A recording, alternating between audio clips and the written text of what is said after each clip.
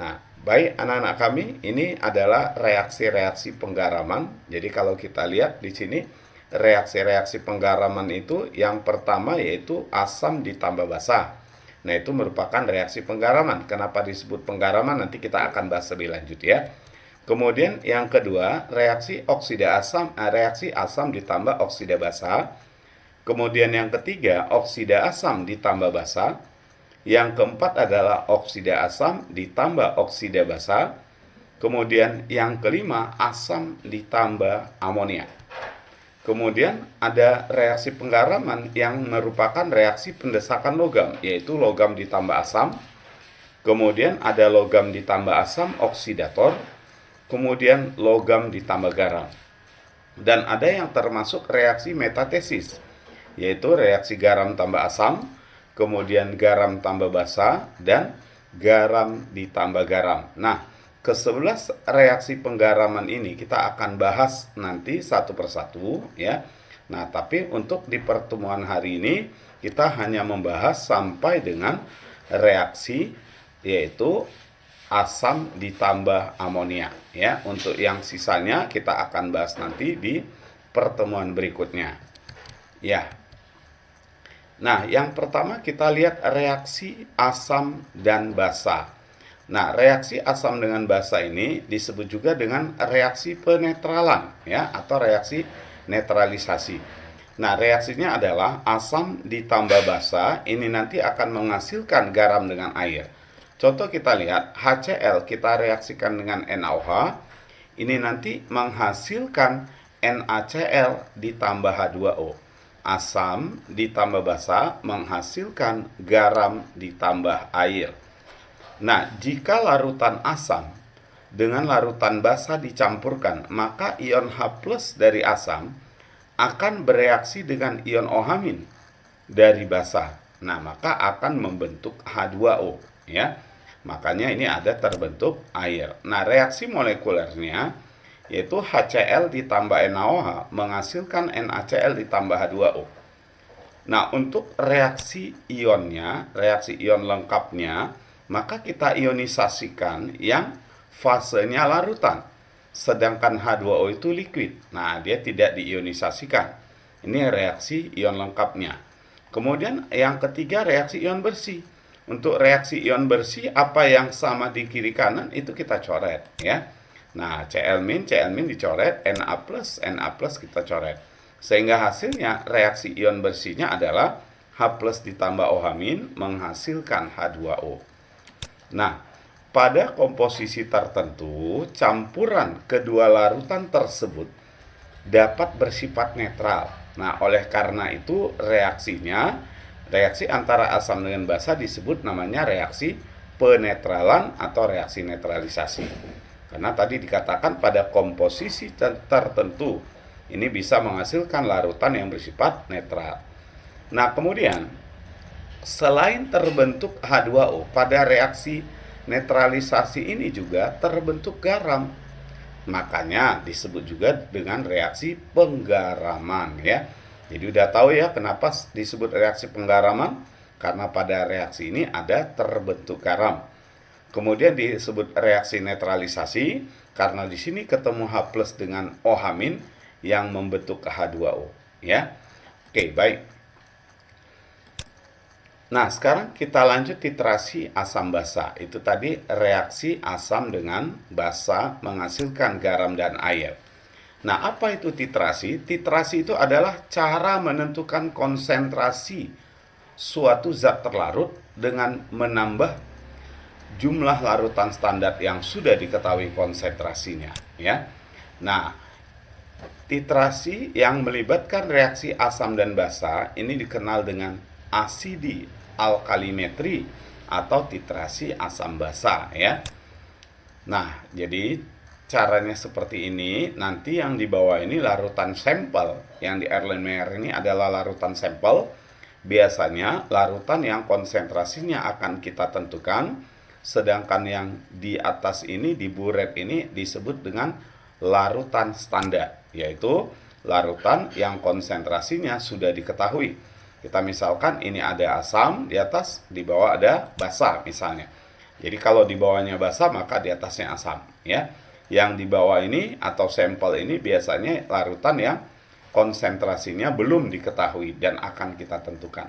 Sedangkan yang di atas ini larutan yang konsentrasinya sudah diketahui. Nah, ini kenapa bisa berwarna seperti ini? Karena sebelum kita buka kerannya ini, kita harus teteskan dulu beberapa tetes indikator. Ya, indikator itu gunanya nanti menunjukkan titik ekivalen dengan menciptakan perubahan warna. Ya. Oke. Titik akhir titrasi merupakan titik di mana pada titik tersebut. Nah, indikator yang digunakan dalam titrasi mulai berubah warna. Jadi itu guna indikator menunjukkan titik akhir titrasi atau titik ekivalen dengan menciptakan perubahan warna, ya. Nah, titik ekivalen itu adalah titik di mana ion mol H+, ya, mol H+ sama dengan mol OH-. Nah, itu bisa ditunjukkan nanti melalui pH-nya, ya. pH-nya itu bisa kita ukur dengan menggunakan pH meter. Nah, jadi rumus yang kita gunakan di sini prinsipnya mol H+. Pada titik ekivalen itu mol H+ sama dengan mol OH-. Nah, mol itu adalah mol H+ itu adalah mol asamnya dikali dengan valensinya. Mol basa itu adalah mol OH- itu adalah mol basanya dikali valensinya, ya. Nah, ini mol basa dikali valensi ini sudah kita pelajari waktu kita menentukan pH larutan asam kuat dan pH larutan basa kuat. Jadi mol H+ itu mol asam dikali valensi, sedangkan mol OH- itu mol basa dikali valensi. Pada titik ekivalen mol H+ sama dengan mol OH-. Ya, sekarang kita lihat contoh titrasi yang dilakukan ini, titrasi asam kuat dengan menggunakan basa kuat. Nah, contoh ini, ada 25 ml larutan HCl yang 0,1 molar dititrasi dengan larutan NaOH 0,1 molar. Nah, maka di bawah ini adalah larutan HCl, yang di atas itu larutan NaOH. Nah, jadi nanti NaOH-nya kita masukkan tetes demi tetes. Nah, seiring dengan bertambahnya NaOH yang masuk, maka bertambahlah nilai pH di sini. Nah, kita lihat, ketika NaOH belum ada masuk sama sekali, pH larutannya itu 1. Kenapa 1? Karena di situ hanya ada larutan HCl. Kalau HCl 0,1 molar, maka pH-nya 1. Nah, kemudian setelah masuk 5 ml NaOH, maka pH-nya bertambah jadi 1,18. Nah, masuk lagi jadi 10 ml NaOH, pH-nya bertambah terus. Nah, sampai akhirnya ketika volume NaOH yang masuk sebanyak 25 ml, nah, maka di situ pH-nya tepat 7 atau disebut dengan netral. Nah, pada saat netral berarti disitulah tercapai titik ekivalen. Kalau seandainya yang dititrasi itu asam kuat dengan menggunakan basa kuat. Karena beda kekuatan asam dan basanya, akan berbeda pH pada titik ekivalen. Ya, tergantung kekuatan asam dan basa. Sehingga bisa kita buat kurvanya itu, kurva titrasinya itu seperti ini. Nah, jadi pH larutan naik seiring dengan bertambahnya volume NaOH. Ketika volume NaOH yang masuk 25 ml, maka pH-nya pas 7, itulah yang disebut dengan titik ekivalen. Tetapi kalau terus lagi kita lanjutkan penetesan, ya, atau titrasinya sementara sudah tercapai titik ekivalen, maka pH akan terus naik mendekati wilayah basa kuat. Nah, jadi di sini titik ekivalen itu ya ketika pH-nya sama dengan 7, ya. Nah, bagaimana nilai pH larutan jika asam dan basa yang direaksikan sedikit demi sedikit? Nah, kita lihat. Perubahan pH dalam proses ini dapat diikuti dengan menggunakan indikator universal atau pH meter, ya. Nah, bagaimana menentukan pH dengan pH meter dan indikator universal itu sudah kita pelajari di pertemuan sebelumnya, ya. Nah, secara teoritis nilai pH campuran dapat dihitung dengan menggunakan prinsip stoikiometri ini. Coba kita lihat ya, ini. Jadi kalau basa, nah yang ditambah itu lebih kecil daripada asam yang dititrasi. Nah, ini kita lihat sini ya. Misalnya ada 25 ml. 25 ml HCl 0,1 molar. Ini dicampur 10 ml NaOH 0,1 molar. Artinya di sini titrasinya belum selesai karena NaOH-nya masih 10. Tadi kita katakan titrasi itu sudah mencapai titik ekivalen kalau si NaOH-nya 25. Nah, di sini kita akan bahas bagaimana kalau seandainya basa yang masuk itu masih lebih kecil molnya dibanding dengan asam yang dititrasi. Ya, untuk menentukan pH-nya, maka langkah pertama kita tulis persamaan reaksinya, ya. Nah, setelah itu baru kita tentukan mol masing-masing. HCl molnya ya 25 kali 0,1, ya. Nah, jadi mula-mula HCl-nya 25 kali 0,1 yaitu 2,5 milimol. NaOH-nya adalah 10 kali 0,1, 1 milimol. Nah, dari perbandingan koefisien yang 1:1, sementara perbandingan mol 2,5 banding 1, di sini kita lihat bahwa perbandingan mol dengan perbandingan koefisien tidak sebanding. Kalau tidak sebanding, tentu akan ada yang bersisa. Kita cari siapa yang habis bereaksi. Tentu kita bagi mol dengan koefisien, yang kecil hasil baginya itu yang habis. Berarti di sini NaOH-nya habis 1. Ya. Nah, sementara HCl bereaksi sebanyak 1, maka bersisalah HCl sebanyak 1,5 mol. Itulah sisa HCl. Nah, berdasarkan HCl yang sisa inilah kita tentukan pH-nya. Jadi pH itu mutlak ditentukan oleh HCl yang sisa. Jadi kita hitung sekarang berapa pH-nya ya. Nah, HCl itu adalah asam kuat. Karena asam kuat, maka untuk menentukan konsentrasi H+-nya adalah kemolaran HCl yang sisa kita kali dengan valensinya. Nah, HCl yang sisa kemolarannya adalah 1,5 milimol dibagi volume total. Karena dia sudah bercampur, maka volumenya totalnya 35 kita kali dengan valensinya 1. Maka dari sini kita bisa dapat 4,3 kali 10 pangkat min 2 molar. Itulah konsentrasi H+. Nah, pH-nya minus log 4,3 kali 10 pangkat min 2, yaitu sama dengan 2 kurang log 4,3. Itulah pH-nya. 2 dikurang log 4,3. Nah, log 4,3 itu 0,63, sehingga hasilnya jadi 1,37.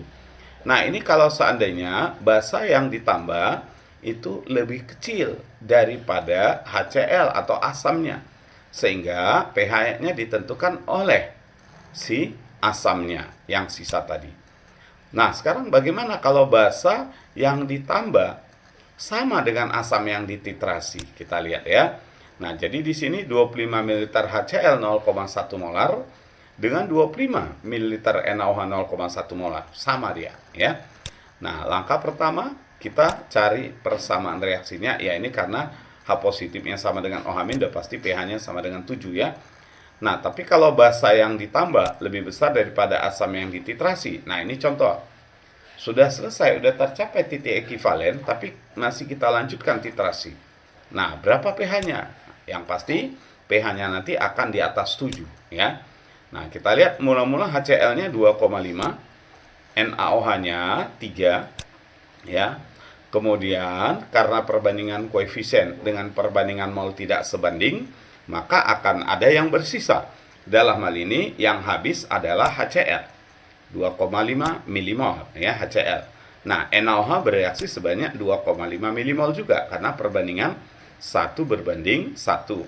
Dapatlah kita sisa dari NaOH yaitu 3 dikurang 2,5. 3 dikurang 2,5 yaitu 0,5 milimol. Nah, di sini pH-nya mutlak ditentukan oleh NaOH yang sisa. Sehingga kita bisa hitung konsentrasi OH-nya karena NaOH itu basa kuat. Maka rumusnya adalah kemolaran NaOH kita kali dengan valensinya ya. Nah, Dari sini kita bisa dapat kemolaran NaOH yang sisa itu 0,5 milimol dibagi volume total. Volume totalnya adalah 55 ml kali valensinya 1. Nah, sehingga kita bisa peroleh 9 kali 10 pangkat min 3 molar. Ini OH min. Dari sini kita bisa dapat POH, yaitu minus log 9 kali 10 pangkat min 3, hasilnya adalah 3 dikurang log 9. Nah, berarti ini sama dengan 3 dikurang 0,96, yaitu 2,04. Ini adalah POH-nya. Kita mau menentukan pH-nya, berarti 14 kita kurangi dengan 2,04, hasilnya 11,96.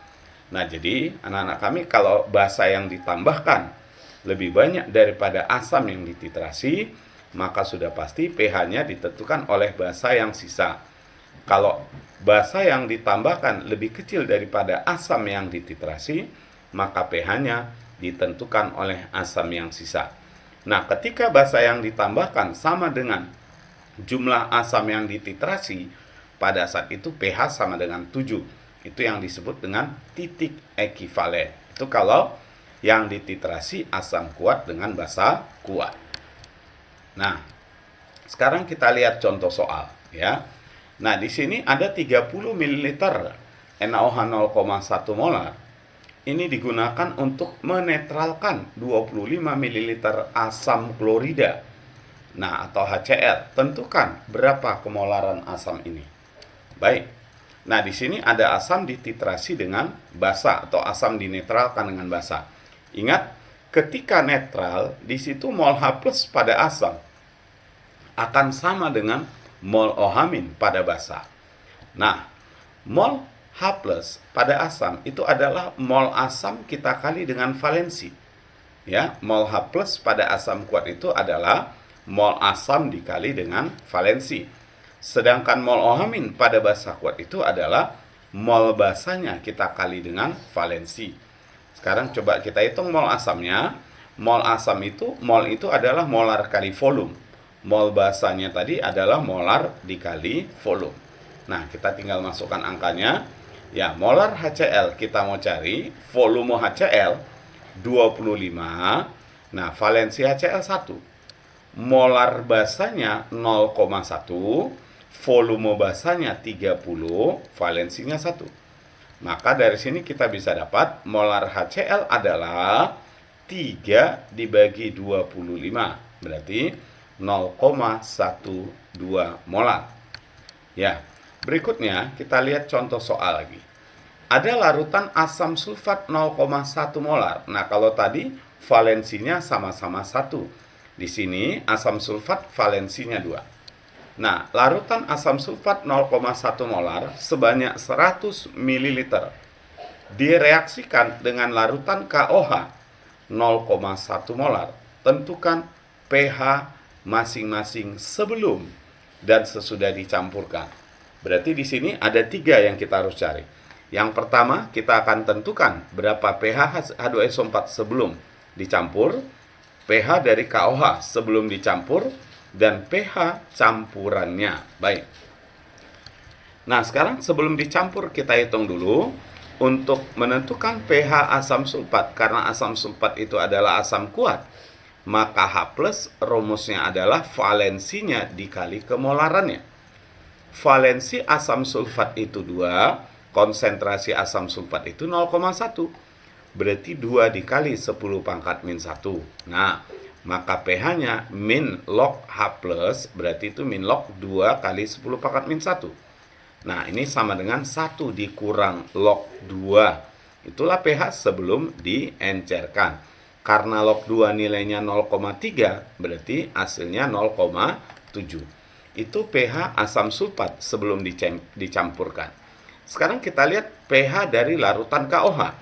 KOH ini basa kuat. Karena basa kuat, maka rumusnya valensi basa dikali kemolarannya. Valensinya 1, kemolarannya 10 pangkat min 1, maka OH-nya 10 pangkat min 1. Berarti POH-nya min log konsentrasi OH-, yaitu min log 1 kali 10 pangkat min 1 itu sama dengan 1. Nah, itu pOH-nya. pH-nya berapa? Tentu 14 dikurang 1, berarti 13. Jadi sebelum dicampur, pH asam sulfatnya 0,7 dan pH dari KOH-nya 13. Sekarang kita lihat gimana setelah dicampur. Nah, karena ini asam dicampur dengan basa, tentu terjadi reaksi. Jadi langkah pertama kita tulis dulu persamaan reaksinya. Jangan lupa kita setarakan, KOH-nya kita kali 2, HDO-nya dikali 2 ya. Nah, sekarang kita tentukan mol masing-masing. Asam sulfat molnya adalah 100 dikali 0,1, volume kali molar. Berarti asam sulfatnya 10 milimol. KOH-nya juga 100 kali 0,1, 10 milimol. Nah, perbandingan koefisien 1:2, tapi perbandingan molnya 1:1, tidak sebanding. Kalau tidak sebanding perbandingan koefisien dengan perbandingan mol, itu artinya ada yang bersisa. Maka kita tentukan siapa yang habis. Bagi mol dengan koefisien. Kita bagi mol dengan koefisien, mana yang hasil bagi paling kecil, itu yang habis. Berarti di sini yang habis adalah KOH. Maka asam sulfatnya bereaksi 2:1 atau 1:2, artinya asam sulfat yang bereaksi itu setengah dari KOH yang bereaksi, berarti 5 milimol. Maka bisa kita tentukan sisa dari asam sulfat, yaitu 5 milimol. Nah, artinya di sini karena bersisa asam, maka pH ditentukan oleh asam yang sisa ini, yaitu asam kuat. Maka kita hitunglah dengan menggunakan rumus pH asam kuat, yaitu H+ sama dengan kemolaran asam sulfat kita kali dengan valensi. Kemolaran asam sulfat adalah 5 milimol kita bagi dengan volume campuran 200 ml kali dengan valensi. Jadi volume campurannya 200 ya. 100 tambah 100. Valensi asamnya asam sulfat 2. Nah, maka dari sini kita bisa dapat 5 kali 10⁻². Nah, kalau gitu pH-nya adalah min log 5 kali 10⁻². Itu sama dengan 2 dikurang log 5. Ya, jadi setelah dicampur pH-nya jadi 2 dikurang log 5. Nah, 2 kurang log 5 itu 0,7, berarti hasilnya adalah 1,3. Jadi pH masing-masing asamnya 0,7, sedangkan basanya 13, setelah dicampur pH-nya jadi 1,3. Jadi tergantung apa yang sisa ya. Nah, baik, sekarang kita lihat reaksi penggaraman yang lain, yaitu oksida asam ditambah basa. Ini menghasilkan garam tambah air. Nah, karena dia menghasilkan garam, maka disebut reaksi penggaraman ya. Contohnya CO2 oksida asam tambah NaOH, garamnya Na2CO3 ditambah H2O. Nah, supaya setara kita kali 2 di NaOH-nya ya. Kali 2 lagi di H2O-nya. Baik. Berikutnya reaksi asam dan oksida basa. Nah, asam ditambah oksida basa menghasilkan garam ditambah air ya. Nah, contoh asamnya HCl, oksida basanya Na2O, hasilnya NaCl tambah H2O. Nah, supaya setara kita kali 2 ya. Oke, baik. Nah, berikutnya yang keempat, reaksi oksida asam dan oksida basa. Ingat, oksida asam ditambah oksida basa hanya menghasilkan garam, tidak ada air ya. Nah, contohnya CO2 ditambah Na2O, hasilnya Na2CO3 ya. Kemudian reaksi penggaraman yang kelima. Nah, untuk penggaraman yang keenam dan seterusnya itu kita bahas nanti pada pertemuan berikutnya ya. Nah, reaksi yang penggaraman kelima yaitu asam ditambah amonia. Ini menghasilkan garam amonium ya. Nah, dia menghasilkan garam amonium. Contoh H2SO4 ditambah NH3 menghasilkan NH4 2 kali SO4. Nah, jadi anak-anak kami, ini video kita tentang reaksi asam basa ya, penggaraman 1 sampai 5, kemudian stoikiometri larutan dan juga titrasi asam basa. Nah, baik anak-anak kami, terima kasih atas perhatian kalian. Jangan lupa setelah menonton video ini ya, coba dilatih soal-soal latihan mandiri dan kita diskusikan nanti di kolom komentar di Google Classroom. Ya, terima kasih. Semangat pagi.